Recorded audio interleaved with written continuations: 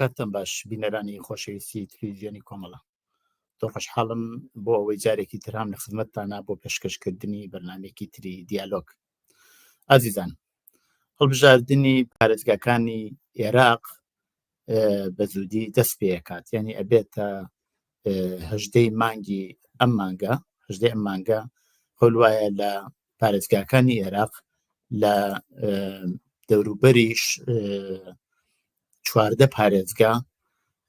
هەڵبژاردن بەڕێوە بچێ 16,788,788 دەنگدەر بەشداری تیاکات. گرنگی ئەم هەڵبژاردنە بریتە لەوەی کە عێراق لە وەزیەتێکی لانەبارە بەڕێوە بەسەرەبات لەباری ئابووریەوە، لەباری سیاسیەوە. ماوەیەک لەوە پێش ڕئیسی پارلمانی عێراق حەبوسیان لەسەر کار لابرد و هەروەها ئەبینین کە هێشتا جۆری بیرکردنەوە لە عێراق بەرامبەر بە نەتەوە یەکگرتووەکان، بەرامبەر بە دەوڵەتی ئەمریکا هەڵسوکەوتیان لەگەڵ هێزەکانی ئەمریکا لە عێراق و هەروەها لەگەڵ ناوچەکەی تاسیراتی وڵاتانی دەوروبەری وەکو ئێران و تورکیە لەسەر ئەم وڵاتە هەموو ئەو وەزیەتەیە کە ئێستا لە ئارادایە. ئەم باسا دێنە بەرباس و لێکۆڵینەوە لەگەڵ بەڕێز عەلی مەحموود، شرۆڤەکاری سیاسی تایبەت بە عێراق. کاک عەلیجان بەخێر بێی بۆ بەرنامەیە.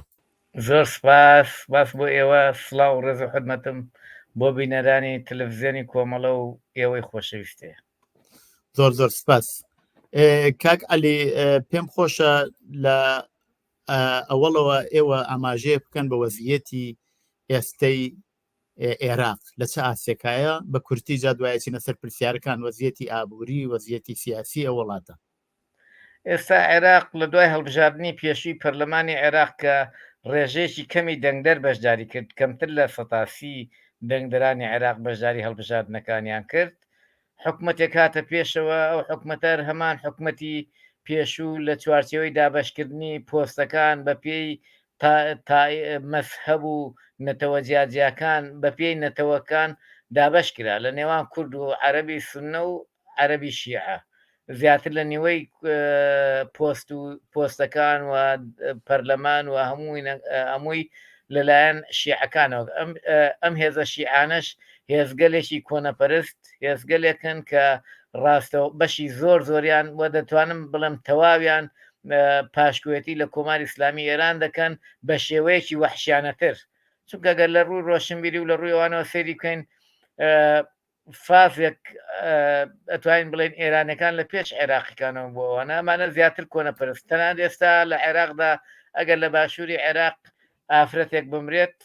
یاساغە بڵێن فاتمە کچی فلان مردووە، بێ بڵێ ڤژنی فلان کەس، خوشکی فلان کەس. ینی بەو ئاستە کۆنەپەرست و بەو ئاستە کۆنەپەرست و دیکتاتۆر و فاشستن. بینیمان لە بزوتنەوەی ئۆکتۆبەری ڕابردوودا چۆن خۆپیشاندانەکان خەڵتانی خوێن کرد و سەدان کەس خۆپیشاندەریان کوشت لە ناسریە، لە نەجەف، لە بەغا قەسابخانەیان پێکێنا لە بەرامبەر بە خۆپیشاندەران. بۆیە ئەمەی کە لە ئێستا عێراقا دەگوزرێت، بەڵام لە ڕووی سیاسیەوە هێزە شیعەگەلەکان نەیانتوانیەوە یەکێتی وەکو کۆماری ئیسلامی ئێران زاڵ بن بەسەر تەواوی خاکی عێراقدا. چۆن جمهوری ئیسلامی ئێران کاتی خۆی لە هێرش بۆ سەر کوردستان، لە هێرش بۆ سەر تورکمان سەحرا، لە هێرش بۆ سەر ئازەربایجان، لە هێرش بۆ سەر خۆزستان توانی تەواوی ئەو بزوتنەوە نەتەوەی و چەپ و بزوتنەوەکانی دیکەی ژنان و خەڵکانی یەکسانی خوا سەرکوت بکات و وڵاتێک دەست بخاتەوە. بەڵام لە عێراقدا تا ئێستا هێزە شیعە کۆنەپەرستەکان نەیانتوانی ئەم یەک دەستیە بخەن. بۆیە ئێستا فشارێکیان دروست کردووە بۆ سەر سوننەی عێراق و بۆ سەر کوردستان. بۆ سەر کوردستان لە ڕێی فشاری ئابووریەوە، لە ڕێگەی بڵێواچینە سەر ئەو بابەتە. بەڵام پێم خۆشە بزانم ناکۆکیەکانی ناو لایەنی شیعە لەسەر چییە؟ ئایا لەسەر دەسەڵاتە یاکو ناکۆکی ئایدۆلۆژیان هەیە یاکۆ ئەوەی ناکۆکی ئایدۆلۆژیان نییە. ناکۆچیەکانیان تەنها لەسەر دەسەڵات باڵادەستی توێژێک بەسەر توێژێکی تردا و دیسانەوە لە بەرامبەر کۆماری ئیسلامی ئێران هیچ ململانەیەکیان نییە، هەمویان خۆیان بە پاشکۆی کۆماری ئیسلامی ئێران ئەزانن چ لە مالیکی تا مقتەدا سەدر. بەڵام هەیەە هەندێک بیر و باوەڕی ناسیۆنالیستی عەرەبی لە پاڵ مەسەبگەرایی بەسەرێدازاڵە ئەم باڵا دەتوانین لە مقتەدا سەدر و سەدرەکاندا بیبینین. ئەوانەی دیکە لەوانەیە کەمتر زیاتر پابندی کۆماری ئیسلامی ئێران بن دەسا لە ڕووی ئایدۆلۆجی لە ڕووی فکری و لە ڕووی ویلایەتی فەقی و لە ڕووی هەموو ئەو شتانەی دیکەوە ململانەیەکی وا لە نێوانیانان نییە. حیزبی داعوا مەجلس ئەعلا کە ئەمە دوو بۆ سەدرەکان و ئەمە سێ لایەنی گرنگی فتح ئەمانە هەمویان پاشکوی کۆماریست بەشی زۆریان لە کاتی خۆیان لە شەڕیران و عێراقدا وەکو پاسدار وەکو هێزێکی سەرکوتکەری کۆماری ئیسلامی ئێران بەشداری شەڕەکانیان دەکرد. بۆیە هیچ جیاوازێکی ئایدۆلۆژی جیاوازی بیرکردنەوە جیاوازیەکی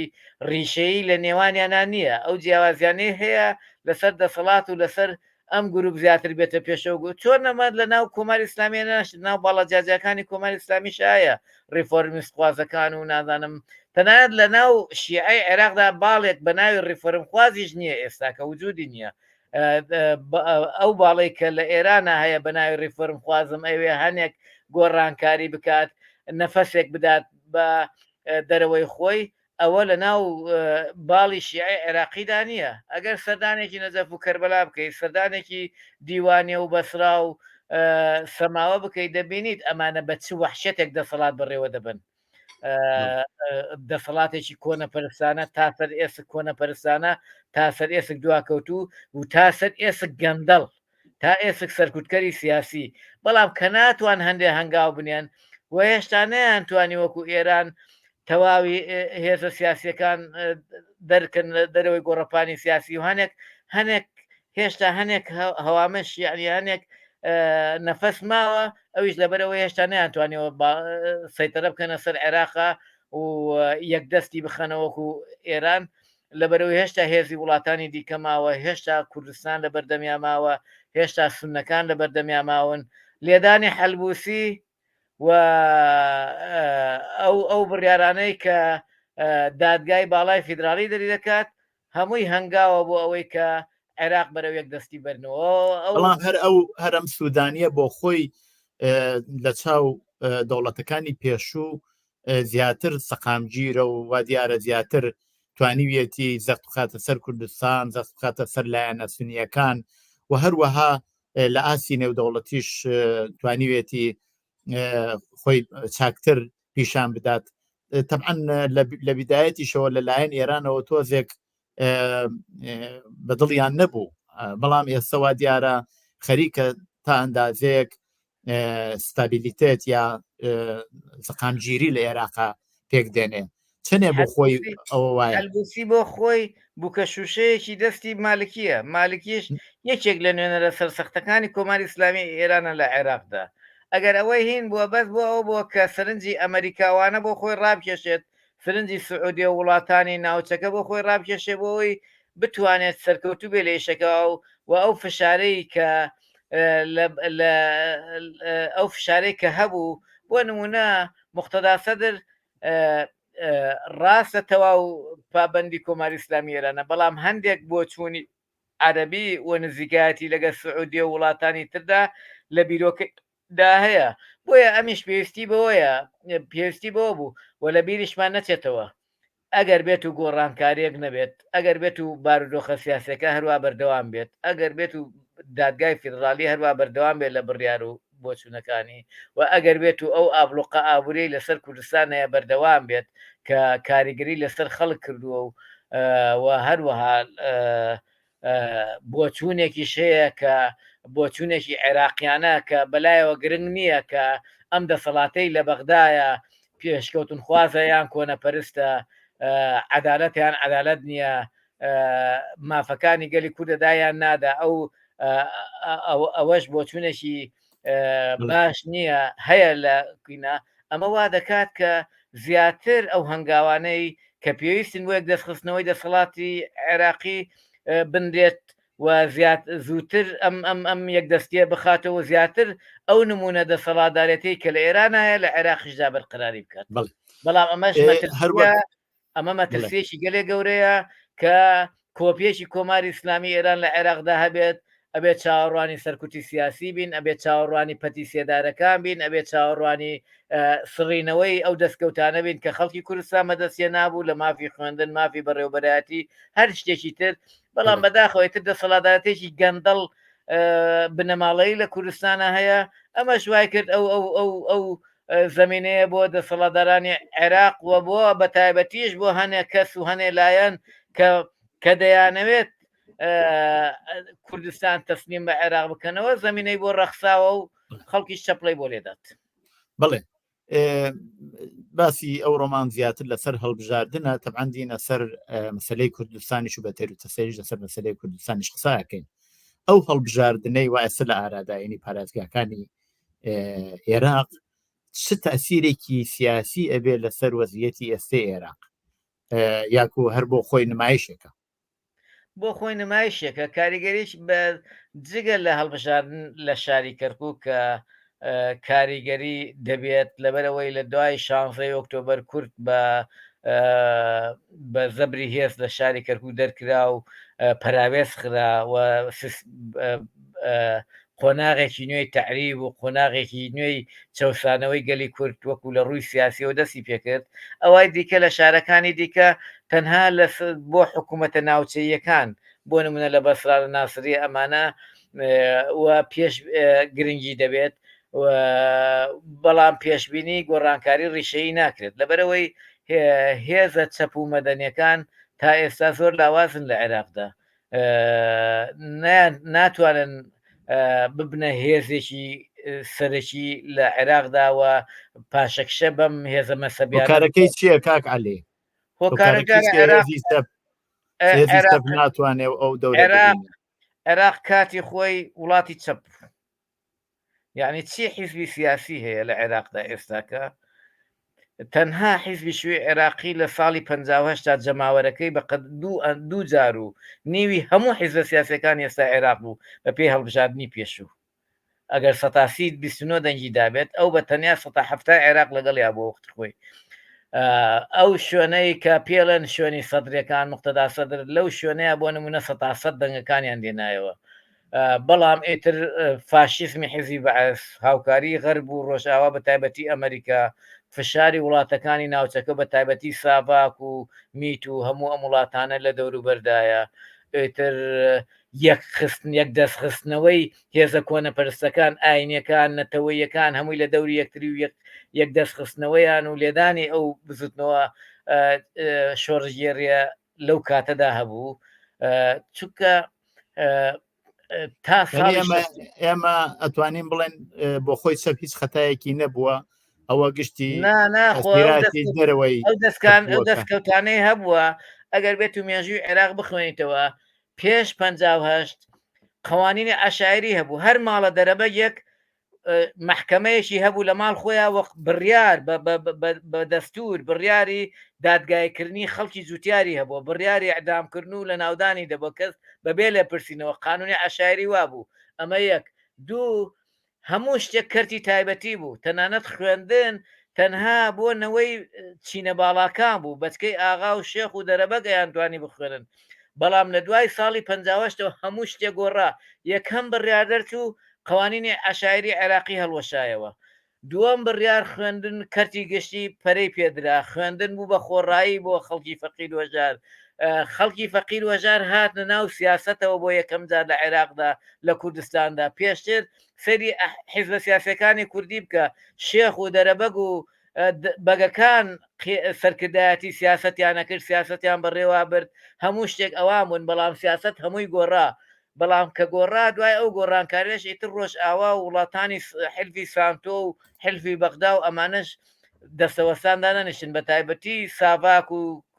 شانشە ڕۆڵێکی گرنگی گێڕا لەوەی کە لە کوردستانەوە پێهات ئەمەی کە پێی دەڵێن شۆڕژی ئەیلول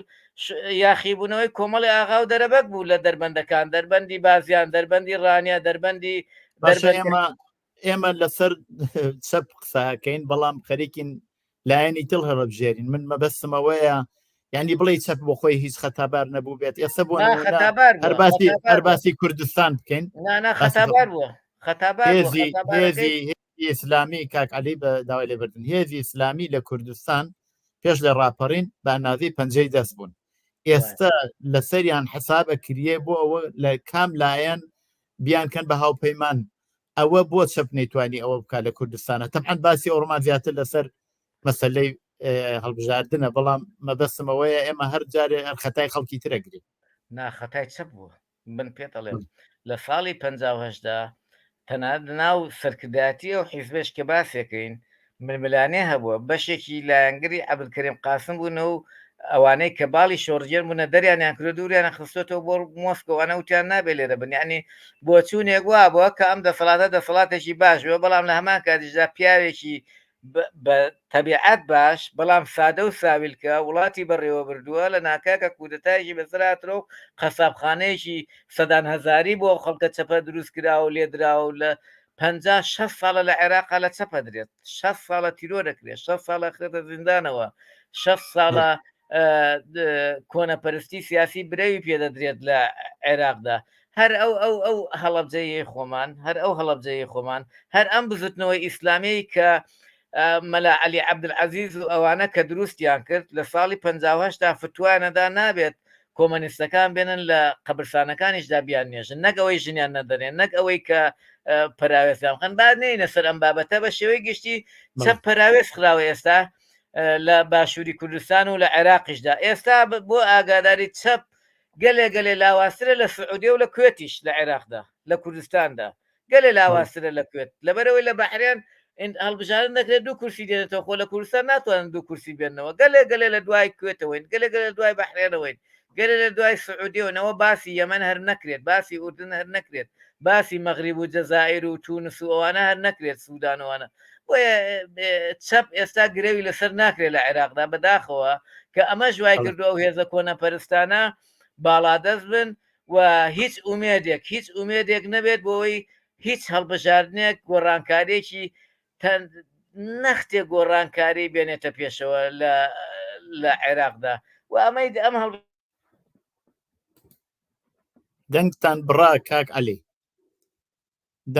دەنگتان لە لای من نایە نەخێ دەنگتان نییە لە لای من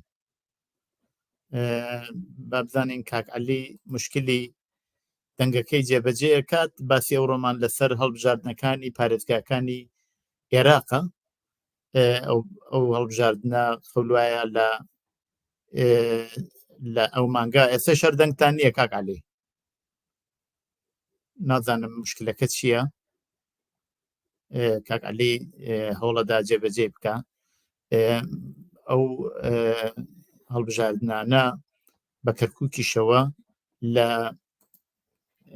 14 پارێزگا بەڕێوەچێت 16,158,788 دەنگدەر بەشداری ئەم هەڵبژاردنە ئەکات کاک عەلی هاتەوە کاک عەلی دەنگت هەیە ئەم جارە نەخێر دەنگت نییە نازانم کێشەکە چییە بزانە لەسەر کامپیۆتەرەکەتان دەنگەکەتان نەبەستووە یا شتێک ئەبێ ببێت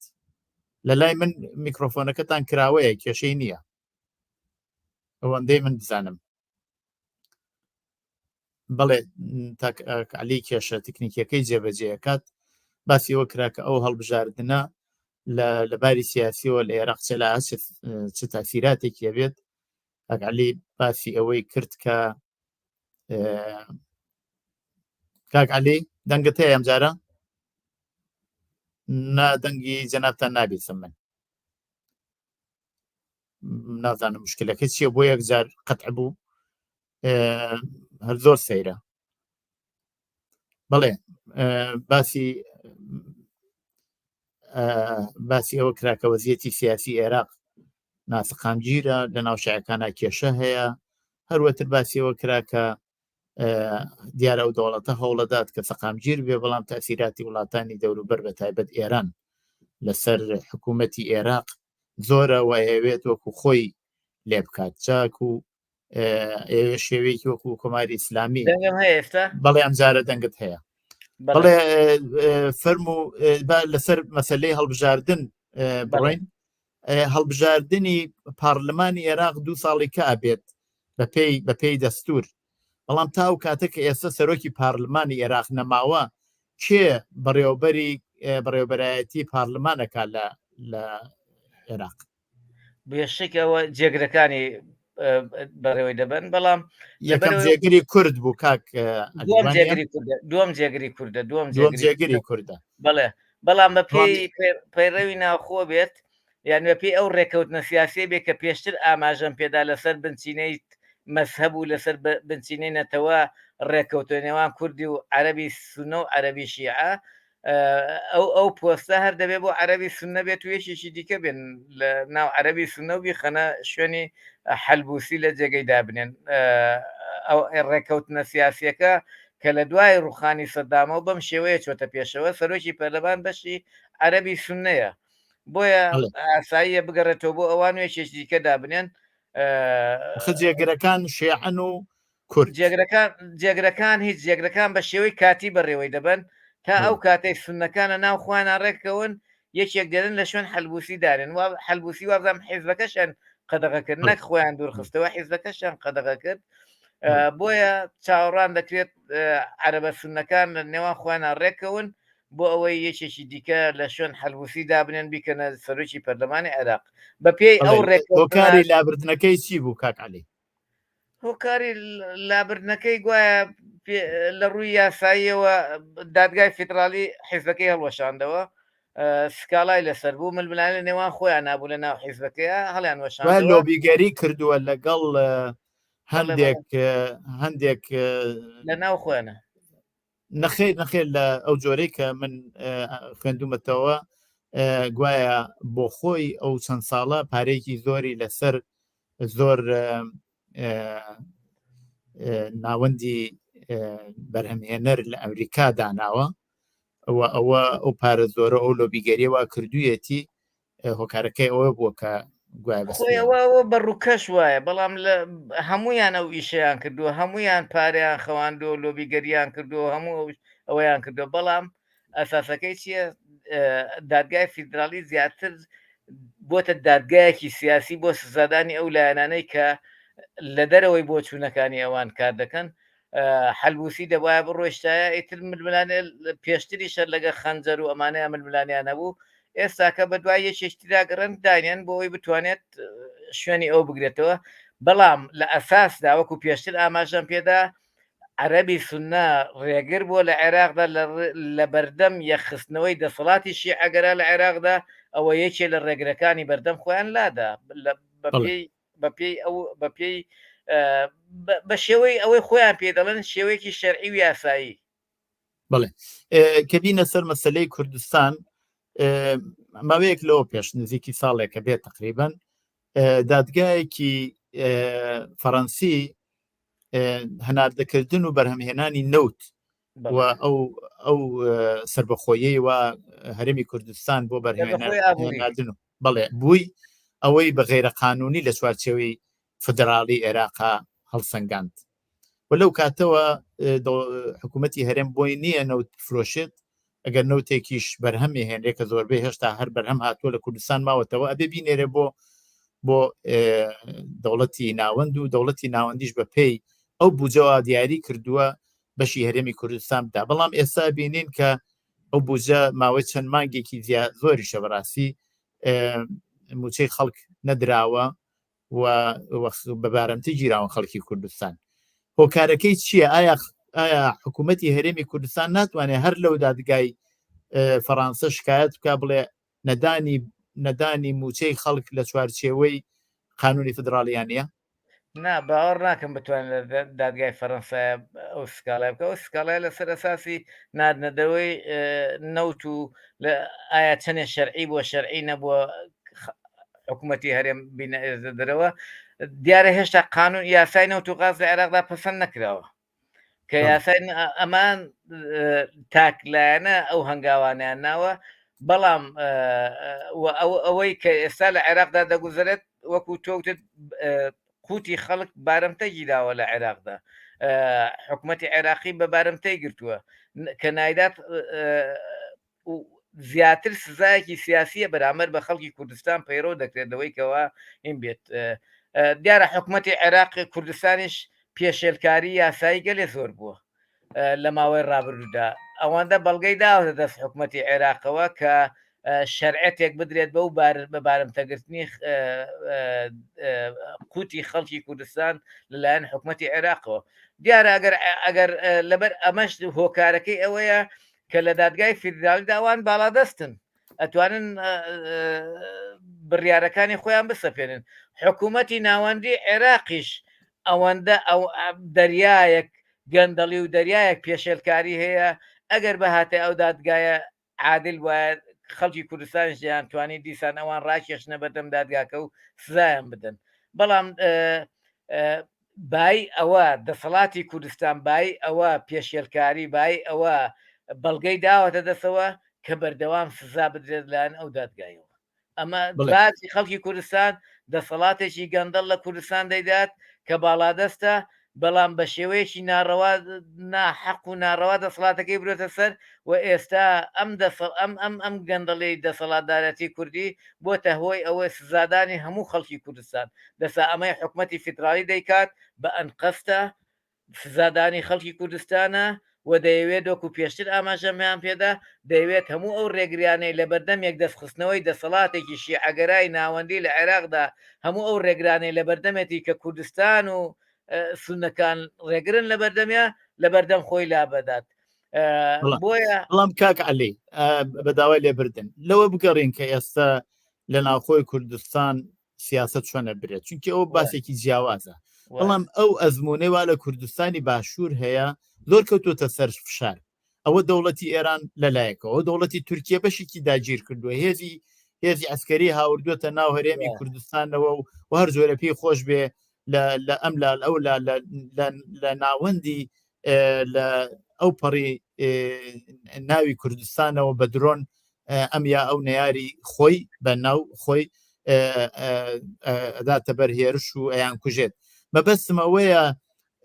دەوڵەتێکی هەر دەوڵەتێکی کەش ئایا لە بەرامبەر وەزیەتێکی ئاوا ئەو هەموو زلهێزەی بە تایبەت وەکو ئێران و تورکیە کە ئەو هەموو فشاری بۆێرم پێ وایە توانی خۆی ڕابگرێ ئەگەریش ئەو ئێوە پێناسەیەکەن وایش نەبووایە من پێم وایە ئەگەر بەهاتبایە خەڵکی کوردستان هەمومان ئەو هەژاری هەمانە دابەشمان بکردا لە نێوان خۆماندا ئەو هەژاری کە هەیە ئەو نەبوونەی کە هەیە دابەشمان کردایە ئەو نەعەدالەتی و جیاوازی چینایەتی کە هەیە ئەو هانە بواە بە تایبەتی لە نێوان توێژێکی سیاسی و خەڵکە هەژار و زەحمەت کێشەکە ئەماتوانی بەرگەی ئەو فشارانە بگرین خۆ ڕاست ئێستا تۆ ئەگەر بەراورد دێ بکەیت نێوان خەڵکی غەزە و خەڵکی کوردستاندا غەزە ئەوەندە فشار لە ژێر دەسیاتی جیاوازی موچەیەک 6 جارە لە نێوان غەزە و ئیسرائیلدا بەڵام یەک کەسێکی غەزەیی ئامادە نییە بۆ موچە سەر بۆ ئیسرائیلدا بنوێنێ بەڵام بەداخەوە ئێستا لە کوردستانە بەو شێوەیە نیە لە کوردستانە ئێستا بەشێکی بەرچاو لە خەڵکی کوردستان ئامادەیە گەر هەرێمی کوردستانیش نەمێنێت تەسلیم بەغا بێتەوە بەڵام بەداخەوە ئاگای لەوە نیە ئەم دەسەڵاتی کە لە بەغا هەیە زۆر خراپترە لەوەی لە کوردستان هەیە زۆر کۆنەپەرستر زۆر فاشستر زۆر نازانم چی ئەم دەسەڵاتی لە کوردستان هەیە بە 1000 ئاو لە چاو ئەوانەوە شۆراوەتەوە ئەوەیە کێشەکە بەڵێ کوردستان لەژێر فشاردایە بەڵێ کوردستان لەژێر زەختدایە بەڵام تەنها لاەن حکوومەتی عێراقیشەوە ئەو ڕێگە نادات خەڵکێکی بەغدا کە دێتە شاری هەولێریان دێتە سلێمانی وێنێ بگرێ برێ کوردستان بەهشتا ئێستا تا ئێستاش ئەو دیاردەیە هەیە هەمویان بۆ کوردستان دێن بۆ گەشت گوزار دێن سەیرەکەن کوردستان گەرەجیایە لە عێراقا حکوومەتی ناوەندی ئەمەی پێ ناخۆشە کە کوردستان وابێت و ئەشە ئەو جیاوازیە چۆن پێکاتووە جاری وایە ئێمە قسەی دوولایەنێکین لەلایەکەوە باسی پێناسەی کیاوا وایەوە بە خۆتان فرموتان لە بدایەتەوە لە مەوردی حکوومەت و دەسەڵاتی کوردیەوە لەلایەکی تریشۆ ئەو شوێنەی وەها دروست کردووە کە خەڵکو بۆ خۆیان ئێستا نمونە هەولێر باداوامان هەیە و فڕۆکە خانەشمان هەیە ئەوێت جەنەتێکە هیچ وڵاتی هیچ شەقامێکی ئەوروپاوا خۆش نییە کاچی تاوێ ئەخ باش ئێستێش بە نسبەت شوێنەکانی تری عێراق دوای ڕوخانی حکوومەتی نانە سەدام ئێستاش ئەموەکو یەک بوو ئێستا کوردستان لە باری ئەمنیەتیەوە لە باری خۆشگوزەرانیەوە لە زۆر بابەتەوە تۆ ئیسە شوێنی عێراقەیەکەن عقینەوەی تیان نەبێت وانە خەڵکی یا هەر خەڵکی کەرکووکم کە ئەگەڕێمەوە هەولێران ئەگەڕێمەوە سلێمانی لە بازگەکە دەرەچم بازگەی حکوومەت عێراقی نەفەسێکی ترە دەم پێم خۆشترە یعنی ئەوە نییە کەین بێت یعنی لەوانەیە ئەگەر حکوومەتی عێراق سبێنێ بێتەوە هەولێر من نەتوان مەراچوی هەولێر و کوردستانیش بکەم نەتوانم کەرکووک ببینم ماوەیەکی زۆر نەمەتوانی بچم بۆ کەرکووک کە دوای 16 ئۆکتۆبر نەمەویست ئەترسام بەڵام کە لە کوردستانە ئەوە نییە بەڵام من بۆ خۆم لایەنگری ئەو بۆچوونە نیم کە کوردستان تەسلیم بە عێراق بکرێتەوە جمهوری ئیسلامی عێراق بێت باڵادەست بێت لە کوردستاندا دژی ئەو بۆچوونم ڕاستە بەڵام لە هەمان کاتیشدا دێن سەیری ژیانی شاهانەی مناڵی بەرپرسەکانەکەین دێن سەیری دەسەڵاتی شاهانەی مناڵی بەرپرسانەکانەکەین دێن سیر ئەواکەین ئەم دەسەڵاتە لە نەوەیەکەوە بۆ نەوەیەکەوە چوارنەوە حکومڕانی کوردستان بەڕێوە دەبەن ئەمانە و هێشتا هەروە بەڕێوەیە ئەمە ناومێدێک لای خەڵک دروست دەکات ئەمە وا دەکات کە خەڵک لە کاتی تنگانەدا ئامادە نەوێ بەرگری لە کوردستان بکات بەڵام خۆ هەر ئەم خەڵکی کوردستانە بوو لە ساڵی 90دا ڕەشترین دەسەڵاتی ڕاماڵی بەرگەی ئەنفالی گرت بەرگەی کیمیابارانی گرت بەرگەی هەموو شتێکی گرت تەنانەت لە سەرەتای راپەڕیندا خۆموچە بە ساڵ نەبوو کەس موچەی نەبوو خەڵک هاوارێ کرد سەری بەرز بۆ موچە شۆڕ ناکەین بەڵام ئێستا موچەش هەیە بەڵام مانگێ لە 2 مانگ لە ساڵێکا نادرێت خەڵکەکە خەڵکە هەنگاو دەنێ بۆی هەرێمی ئامادەیە بڵێ هەرێمی کوردستان تەسلیمەکەینەوە کە من لەگەڵ ئەو بۆ چوونەیانیم و خەڵکێکی زۆری هەر لەسەر مەسلەی هەڵبژاردننی پارلمانی کوردستان بۆ خۆشتان حتمما چاکاگدارن کە لەلایەن دەوڵەتی فدراڵی ناوەندەوە هەڵوەشایەوە زۆر لایەنی بە تایبەت ئەمریکا هەوڵی داوە کە هەڵبژاردن لە هەرێمی کوردستان بکرێت و ئاسایی بێتەوە بۆ ئەو هاوسەنگی هێزە لە کوردستان و لە ناوەندیشە پێک بێت هەڵبژاردننی هەرێمی کوردستان کەی دەست پێکات بڕیار وای لە مانگی شوبات تا بکرێت ئەو هەڵبژاردنە بەڵام تا ئێستا هێشتا دیار نییە هەڵبژاردننی شاری کەرکووک کە ئێستا لەم هەڵبژاردننی پارێزگاکانە بەڕێوە دەچێت هەڵبژاردنێکی گرنگە بە تایبەتی بۆ هێزێکی وێشێتی نیشتیمانی کوردستان کە دوای ئەو هەموو ئینشقاق و ئینشعاب و قەیرانەی کە تێی کەوت ئایا لە کەرکووکدا چی ئەکات چی بەدەستێنێت سەرکەوتوو بێت لەو بڕایدام هەڵبژاردننی کوردستان پابندە بە هەڵبژاردنەکەی کەرکووکەوە ئەگەر لە هەڵبژاردننی کەرکووکدا هێزەکان زانیان بە تایبەتی ژێشێتی کە تا ئێستا ڕێگر بۆ لە هەڵبژاردن لە کوردستاندا بە پێی ئەو زانیارانەی من هەمە نەیویست هەڵبژاردن لەم کاتەیە بکرێت بەهۆی ئەو ئینشعاب و ململانەیە کردنا خۆیانە هەبووە بەڵام ئەگەر لە کەرکووکدا هەڵبژاردن بکرێتەوە بتوانێت جارێکی دیکە لە کەرکووکدا سەرکەوتوو بێت هەڵبژاردننی کوردستانیش بەڕێوە دەچێت دیارە هەڵبژاردننی کەرکووک زۆر گرنگە لەم کاتەیە وەکو پێشتر ئاماژەمان پێدا لە دوای 16 ئۆکتۆبر بە زەبری چەک حکوومەتی عێراقی کەرکووکی گرتەوە ئایا ئەم جارە دەتوانێت کوردەکان دەتوانن بەهێزی هەڵبژاردن کەرکووک بەرنەوە ئەمە خاڵێکی تر ئەوەیە کە ئەو هێزانەی کە بەرامبەر بە هێزە کوردەکان چوونە هەڵبژاردنەوە هێزێکی تەواو کۆنەپەرست و ڕەجعی و نازامچین یعنی هێزە کوردیەکان وەکو باسم کرد لە چا ئەو ڕخنان لە چاو ئەوانەوە لە چا ئەوانە و فریشتەیەکن فریشتن بە ئاسمانەوە بۆیە ئەم هەڵبژاردنە بۆ خەڵکی کوردستان گرنگە و بە تایبەتیش بە کوردەکانی کەرکووک و هەڵبژاردننی شاری کەرکووک دیاری دەکات کە ئایا هەڵبژاردن لە مانگیش دوودا لە کوردستان بەڕێوە دەچیان بڕێ ناچێت لەو بڕوادا مەگەرێکێتی بتوانێت لەوێت جارێکی دیکە سەرکەوتوو بێتەوە ڕازیە بێت کە هەڵبژاردن لە مانگی دوو لە کوردستاندا بەڕێوە بچێت باشە ئەگەر بینە سەرەوەی کە لە بدایەتی شەو باسمان کە کامە نمایشە نمایش معنای ئەوەیە کە بۆ خۆی دیاری کراوەکی هەڵبژێر درێوکی هەڵناپژێدرێت ئایا هێزێکی بێلایەن هەیە کە چاودێری ئەو هەڵبژاردنانە بکات نه زۆر جار هێزەکان ینی نین کەس نانێرن بۆ چاودێری حتا لە ناو خەڵکا باوەڕێ کۆمپیوتەرەکە لە بەغای چێ بێت لە کوردستانە ئەوە دەرەچێت چێ بێت لە کەرکووکەوە دەرەچێت هەرگا وایە ئومێدە بەوەی کە کوردستان لە کەرکک هەڵبژاردن بە قازانجی لایەنە کوردیەکان بێ بە تایبەتی یەکێتی نیشتمانی کوردستان ناتوانێت زۆر جێگەی باوەڕ بێت ئەگەر وا بێت ڕادام هینە یەکێتی لەبەرەوەی هێزێکی کەرکووکیانە بۆ خۆی یعنی لە کەرکووکدا پێگەیەکی جەماوەری هەیە ئێستا حیزبەکان تریش بۆ نمونە پارتی بۆ نمونە ئەگەری هەیەنەوەی نوێ کورسی بێنێتەوە احتیمال هەیە بەڵام بە شێوەی گشتی یەکێتی گرە و لەسەر کەرکووک کات ئایا لە کەرکووک بتوانێت و گرە و لەسەر کەرکووک کات ئەگەر بتوانێت سەرکەوتو بێ لەمەیە هەڵبژاردننی کوردستانیش بەڕێوە دەچێت وە لە بیرمان نەچێت کەرکک ئەم هەڵبژاردنە بۆ کوردەکانی کەرکک زۆر گرنگەوە بە تایبەتیش بۆ کەرکک بۆ کورد هەمووی کە کەرکک بە دڵ و قوس و ئەمانازانن ئەم هەڵبژاردنە یەکلاکەرەوە دەبێت یەکلاکەرەوە بۆ ماوەیەکی زۆر نەک بۆ ماوەیەکی 4 ساڵ بۆ ماوەیەکی زۆر یەکلاکەرەوە دەبێت چۆن 16 ئۆکتۆبەر کوردی فرێدا دەرەوەی کەرکک بۆ ماوەی چەندین ساڵە پراوێزی خز لە کەرککدا ئەم هەڵبژاردە بە ئاراست بە ئەندازەی 16 ئۆکتۆبەر گرنگە بۆ کوردەکان لە کەرککدا بڵێ کاتم زۆر نەماوە کاک علی با بینە سەر تەئسیراتی ئەو شەڕێ وایە ئێستا لە ئارادایە لە بینی دەوڵەتی ئیسرائیل و هێزی حەماس ئەو کە بینیمان لە بیدایەتەوە هەم کۆماری ئیسلامی و هەم بەشێک لە هێزەکانی شیعە لە عێراق زۆر بە توندی چوونە پاڵ حەماس و باسی وەشە کراکە ئەوە هێز بنێرن و ئەوە پشتیوانیان لێ کردوانە ئێستا زۆربیان خۆیان بێلایەن نەزانن یا پیان وای ئاگایان هەلێ نەبووە ئێران کە هەر خۆی ئاگای لێ نەبووە هیچ ئەو هەموو موشە کوشتەکە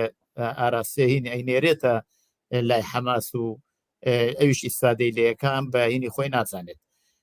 پێتان وایە تەئسیری ئەو شەڕە ئەگەر دەوڵەتی ئیسرائیل بۆ جۆرەی کە ئێسایی بینین شەلم کوێر ناپارێزم خەریکە کەنارێ بڵێ خەڵکی غەزەی داوەتە بەر هێرشی دڕندانە بەڕووخانی یا لە بینچوونی حەماس چ تەئسیرێکی لەسەر کوردستانە بێ ئەو شەڕە دیارە هێزە ئیسلامیەکان وەک بینیمان لە یەکەم ڕۆژە هەرچەنە حەماس تاوانی ئەنجامدا لە 7 ئۆکتۆبەردا ئەو تاوانە چوە چوارچێوەی تاوانی دژی مرۆڤاتی تاوانی جەنگ تەنانەت نزیکە بۆ لە تاوانی جینۆسایدیش ئەوەی حەماس ئەنجامیدا لە 7 مانگدا زیاتر لە نزیک 1000 کەسی مەدەنی کوشت تاوانێ بوو نەتوانرا پەردە پۆشکرێت یعنی ئەگەر پێشتر بەردەوام ئیسرائیل لەلایەن دادگای تاوانی دەوڵەتی و ئەو هێزە مافی مرۆڤەکانی جیانەوە کەوتوە ژێر فشار ئەم جارە حەماس نەیتوانی یەکسەر بێتە دەست ئیسرائیل تاوانبار پیشان بدات دوای ئەوەی کە فشارەکان پاڵەپەستۆکان لایەن ئیسرائیل تون بوو خەڵکی مەدەنیە زۆر کوژرا تا گەیشتە سەر 15,000 کەس تا ئێستاکەش عەرەبەکان لە بەرامبەر دادگای تاوانێدۆتیە باوەڕکە وەک جاران هیچیان پێ ناکرێت ئەو سکاڵانەی کە بەرزێکەنەوە گوێ لێن ڕناگرێت تاوانەکە بە ئاستێ بوو کۆماری ئیسلامی ئێران نەیەتوانی پشتیوانی ئەو تاوانەیە 7 مانگ بکات چونکە جمهوری ئیسلامی ئێران هەڵوێستی لەسەر 7 مانگ ئەبێ دەرببڕێت 7 مانگ ڕۆژێکی ڕەش وەکو تاوان 7 مانگ ڕاستە ئیسرائیل لەو وەختەوە تاوان ئەنجامەدات بەڵام دەستپێکەکەی کە ئەوەی حەماس دەستی پێکرد بۆ خۆی تاوان بوو بۆیە نە هیچ هێزێکی سیاسی بەشی ئەو بە سنیوەن جگە لەو هێزانەی کە خۆیان لە دەرەوەی سیاسی فەرمیان ناتوان دیفاع لە 7 ئۆکتۆبەر بکەن لە تاوانەکەی 7 ئۆکتۆبەر داکۆچی کردن لە 7 ئۆکتۆبەر تاوانێکی گەورە بوو ئەگەر جمهوری ئیسلامی ئێرامی کردایە ڕاستەکەی لەسەر کوردستان چیە بێت تەئسیرەکەی هێزە ئیسلامیەکان کەوتنە هەڵپەرچیە بۆ 7 ئۆکتۆبەر کەوتنە هەڵپەرچیە هەمویان بە سەرکەوتنیان نەزانی بەڵام من لەو بڕوایدام دوای ئەم شەڕە حەماس و غەزە پێکەوە نامێننەوە حەماس و غەزە چونکە لە بیرمان نەچێت لە دوا هەڵبژاردننی ناو فەڵەستینەکانیشدا خۆ حەماس زۆرینەی خەڵکی غەزەی لەگەڵان نەبووە تەنانەت لە دوا ڕاپرسیدا لە 6 ئۆکتۆبەردا ڕاپرسی کراوە تەنان 123 خەڵکی غەزە پشتیوانی حەماسی کردووە ڕاست ئێستا خەڵکەکە بێدەنگن لە بەرامبەر یەکدەستن لە بەرامبەر تاوانەکانی ئیسرائیلدا کە ئەمە سەرکەوتنی ئەوانە ئەو دەسەڵاتەی لە غەزەیە هەبوو کەمتر گەندەڵ نەبوو لەو دەسەڵاتی لە ئەمڕۆی کوردستانە هەیە زیاتر گەندەڵ بوو لەوەی کە لە ئێستای کوردستانە بە پێی ئامارەکان بە پێی بەڵگەنامەکان بە پێی بۆچوونەکان بە پێی راپرسیەکان بە پێی هەموو شتێکە خەڵکی غەزە خۆی ئەنجامی داوە دەسەڵات حەماس دەسەڵاتێکی ڕەشی کۆنەپەرستانەی لە غەزەدا بەڕێوە دەبرد بۆیە ئێستا ئەمانە بێدەنگن لەبەرەوەی سەرکەوتوو نەبوون لە دوای ڕاوەستانی شەڕ حەماس نبینینەوە باڵادەست بێت لە غەزەیە من لەو ڕایدانیم حەماس کۆتایی پێبێت لە دوای ئەم شەڕە بەڵام وەکو هێزێکی باڵادەست وەک هێزێکی دەسەڵاتدار وەک هێزێک کە جمهوری ئیسلامی ئێران حیسابی لەسەر بکات بە خاڵی بەهێزی خۆی لە ناوچەکە دیاری بکات و لە ڕێی غەزەوە فشار بخاتە سەر ئیسرائیل و گرنگی خۆی دەربخات لە ناوچەکەدا ئەوە نامێنێت بڵێ ئێستا هەر بۆ معلوم نەبوو خەڵکی کوردستان لە شکستی حەماس قازانجەکەن لە شکستی حەماس قازانجەکەن بەڵێ پرسیارەکە وەیە ئایا سەرکەوتنی ئیسرائیل بەو جۆرێک واچێتە پێشەوە ئەو هاوسەنگی هێزی نظامیە زۆر زۆر لەسەرترەوەیە هەڵکی کوردستان لە لێدانی حەماس قازانج ناکات بەڵکو ئەمە تاوانە ئەنجامەدرێت و ئەم تاوانە غەزەیە مەبەستە خەڵکی فەلەستینە نەک حەماس بەڵێ بەڵێ مەبەستم خەڵکی غەزەیە دەسا حەماس تاوانی ئەنجامدا حەماس هێزێکی تاوانکارە ئێستا کە وەکو هێزێکی تاوانکار ئەوەی ئەو کردی لە 7 ئۆکتۆبەردا تاوانێکە مەگە هیتلەر کردبێتی بەرامبەر بە جوولەکە ئەوە تاوانە خۆ کە تۆ ژێردەستە بووی مانە ئەوە نێ دەست کراوە بێ بۆ هەموو جۆرە تاوانێک یعنی هیچ هێزێکی میلیشایەکی ڕێکخرا و حەقی ئەوەی نییە تاوان ئەنجام بدات ئەمە لە پابندی دادگای تاوانی دەوڵەتی لە خاڵەکانی دادگای تاوانی هیچ هێزێکی میلیشیایی ڕێکخرا و حەقی تاوانی ئەنجامدانی تاوانی ئەنجام نییە کەوا تاوان ئەنجامدات خەڵکی کوردستان هیچ زەرەر قازانج ناکە لەدانی خەڵکی غەزە و خەڵکی غەزە دەبێ بە شێوەیەکی ئارام و هێمنانە بژێن و ئەمەی ئیسرائیل بەرامبەریان دەکات تاوانە بەڵام لە هەمان کاتیشدا حەماس هێزێکی تاوانکارە و ئەوەی ئەنجامیدا هۆلۆکۆستێکی بچکۆلانە بوو ئەوەی ئەنجامیدا هۆلۆکۆستێکی بچکۆلانە بوو تەنانەت داعش ئەو دیلانەی دەیگرت ئەو ئافرەتانەی دەیگرت بەو شێوەیە نمایشی ناکردوەوەی حەماس کردی لە 7 ئۆکتۆبەردا بۆیە دەبێ مرۆڤایەتی لە بەرامبەر ئەم تاوانە قێزەونە هەمووی بێتە دەنگ دەبواە خەڵکی کوردستان لە بەرامبەر ئەو تاوانەی حەشی شعبی حەماس کردی هەڵوێستێکی ئینسانانەتری بگرتایەتە بەر نەک ئەوەی پشتیوانی بکات بە ناوی ئەمانە هاودینمان و ئەوانە کافرن و ئەوانە جوولەکەن و ئەمنەوە ئەبۆچونانە ئێمە خۆمان قوربانی جینۆساید بووینە ئێمە خۆمان لە ڕابردوودا کچمان فرۆشراوە قوربانی جینۆساید بوونە کچمان بە کۆی لە کراوە لە شنگال و لە شوێنی دیکە ئەبای هەڵوێستێکی مرۆڤانەتر و ئینسانانەترمان بگرتایەتە بەر بەڵام نابێ لە بیرمان بچێتەوە حەماس و نەتەنیاو هەردووکیان تاوانکارن و دوو ڕووی یەک دراون و دوو هێزی ڕاستڕەوی کۆنەپەرستی فاشستن دەبێت کۆمەلگای مرۆڤایەتی فریانداتە دەرەوەی مێژوو بڵێ کاتم نەماوە زۆر سپاس کاک عەلی بۆ بەشداریتان لەو بەرنامەیەدا زۆر سپاس وێوەش زۆر زۆر سپاس یەکشت لە ئاخرەکەی شابا هەر تازە و پرسیارشتان لێ بکەم ئێوە گەڕاو چوونەتە وڵاتی هۆلەندا واتانەوێ مەسلەی ئەنفەڵکراوەکان ببەنە دادگای هۆلەند لەو بابەتەوە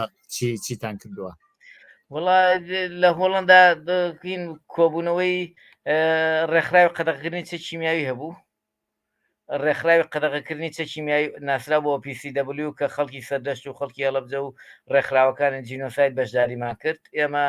هەموو ئەو تاوانێ بەرامبەر بە خەڵکی کوردستان کراوە چ لە ڕێی سمینار و چ لە ڕێی نمایش و چ لە ڕێی کتێب و پەرتوکەوە بە خەڵکی جیهانمان ناساندووە وە کۆمەڵێک چالاکی ترمان هەبووە لە گەڵ ڕاگەیاندنەکانی ئەم وڵاتە و لەگەڵ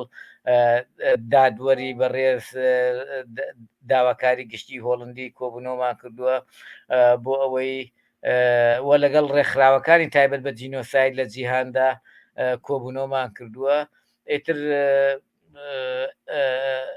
هەنگاوی باش نراوە بەڵام ئەوە نیە ئومێدمان هەبێت کە جارێکی دیکە کوردستان جینۆساید نەکرێتەوە تا ئێستاکەش لەبەرەوە ئێمە کەوتینەتە جوگرافیایەکی جینۆسایدەوە جوگرافیایەکەەوە ئێستا حەماس و نەتەنیاهۆی تیا دەبینین ئەوە تورکیا و ئێرانی تێدا دەبینین ئەوە بینیمان لە ڕۆژهەڵاتی کوردستان لە شۆڕشی ژنژیان ئازادی چەند سەد کەس خەڵتانی خوێنکراوی عدام بەردەوامە و کوشتنی کۆڵبەران بەردەوامە ئەوە لە باشووری کوردستان و فڕۆکەی بۆ فڕۆکەوان و حەشی شعبی و نازامتی و چی دەبینین بۆیە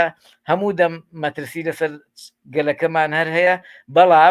بەڵام ئێمە ئێستا ئەو گەلە بێکەسەنین کە لە ساڵی هەشتا جینۆسایدکران دەنگمان نەگاتەی شوێنێک ئێستا دۆستمان زیاترە توانیمانە دۆست زیاتر بۆ ئەو گەلە پیا بکەین و توانیمانە دەنگمان بەو ناوەندە جیهانیانە باشتر بگات کە پێشتر لە دوورەوە ناویمان بست وەکو دادگای تاوان نێودەڵەتی وەکو ڕێکخراوی قەدەکردنی شیمیایی وەکو ڕێکخراوی زانانی جینۆساید وەکو پەرلەمانی وڵاتان وەکو دەستگاکان وەکو داواکاری گشتی و حاکم و پەرلەمانتاران ئێمە ئێستا وەکو جاران بێکەس نین دۆستمان هەیە ومێدمان بە دۆستەکانمانە بەڵام مەترسیشمان لەسەر ماوە دیسان زۆر سپاس بۆ بەشداریتان لەو بەرنامەیەدا هیوادارم توان لە کاتێکی تردا لەسەر مەوزوعی تر مزاحمتان ببم و زۆر سپاس بۆ بەشداریت من زۆر سپاسیەوە دەکەم زۆر مەمنون بەڵێ بینەرانی خۆشەویستی تلویزیۆنی کۆمەڵە بەو جۆرە هاتینە کۆتایی ئەم جارێ بەرنامەی دیالۆگ هەتا دیالۆگی تر ڕۆژ و شەوێکی خۆشتان بۆ باوە دەخوازم